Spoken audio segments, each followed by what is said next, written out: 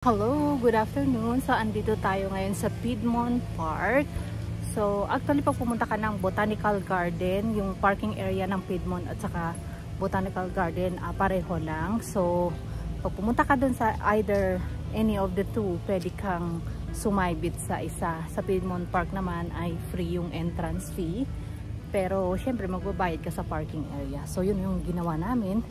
Pinark pa rin namin yung sasakyan doon sa Botanical Garden, which is connected lang naman dito yung parking area niya, no? So mag-explore lang tayo saglit dito sa Piedmont Park, and then maybe pupunta kami ng aquarium. Super init, guys, sobrang init, grabe. Nagpalit lang ako ng damit kasi basang-basa sa pawis. Super init at humid dito, grabe. So ayan, at iikot ko kayo dito sa park, ano. So, ito yung parking area. Isang building lang actually yung parking area ng Botanical Garden at yung Piedmont Park. So, kami, nasa, fourth floor. So, yung parking area ng Botanical Garden is nasa 4th, 5th at saka 6th floor. And then, 3, 2, 1 naman ang sa Piedmont Park. So, kami kasi pumunta kami ng Botanical Garden. So, ayun, sinaybit na namin itong Piedmont Park para hindi na kami magbayad ng parking area. Dahil nga yung parking area for the whole day dito sa Botanical Garden is $20. So, yun, para hindi na kami magbayad, para tipid-tipid, 'di ba? So, after namin natapos sa Botanical Garden, ayun, pumunta kami dito. So, konting lakad lang. Gusto lang namin makita yung park. Actually, super luwang nitong park. Hindi namin siya inikot lahat dahil nga pagod na kami doon sa Botanical Garden. So, ayun, naglakad lang kami ng kakaunti dito para makita lang yung other part ng park Anyway, during fall season, sobrang ganda nito. Kung makikita ninyo yung picture niya online, ang ganda ng mga fall color ng mga puno dito Pag tinamad ka palang maglakad, meron din silang scooter rental dito at saka meron din silang pool area pero merong entrance fee. I think $6 ata ang per head Tapos tingnan nyo nga naman, ang ganda ng view ng city ayan. So yan yung pool area nila, yung sa side kanina. So, ayan, ang ganda, Iikot lang tayo sa banda doon sa may bridge nila na yun, and then babalik tayo. So, ayan, at samahan nyo akong mag-ikot-ikot dito sa Piedmont Park.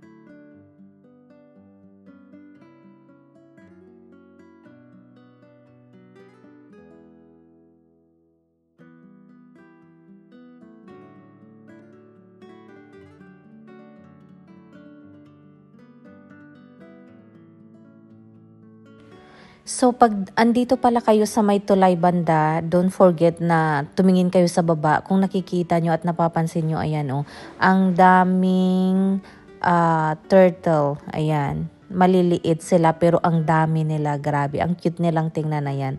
Naglalangoy-langoy lang sila. Sobrang dami nila actually.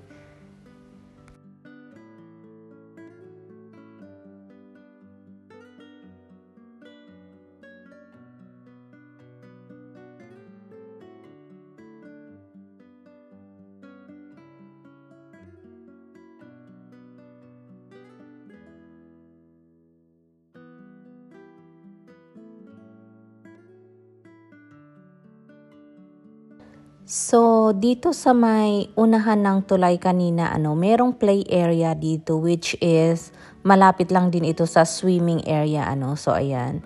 pwedeng maglaro dito, walang bayad. So ayan, naglaro lang saglit si Kulit, pero umalis din kami after. Grabe ang ganda ng park na ito, malinis at saka super green, kaya nakakaaliw mag-ikot-ikot ano. Yun nga lang, ang kalaban mo lang talaga dito is yung humid ano, super init tapos humid, kaya don't forget magdala ng maraming tubig.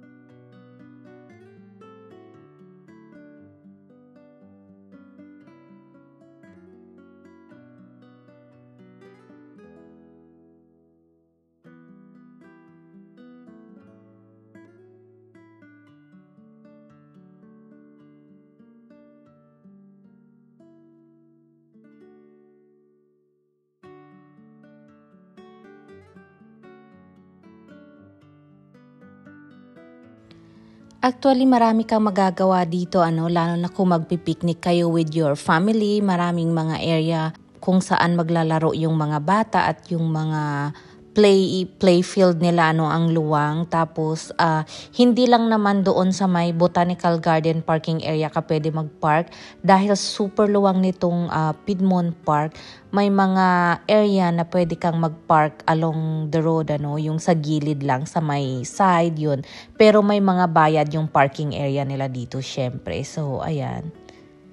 So, after ulit maglaro ni Kulit dito, so umalis kami para maghanap din ng makainan dahil hindi pa kami nag-lunch actually. So, ayan. So, I hope na-enjoy ninyo yung aking video. Please do like, share, at saka mag-follow na din or mag-subscribe sa aking website. So, yun lang. Thanks for watching and bye-bye.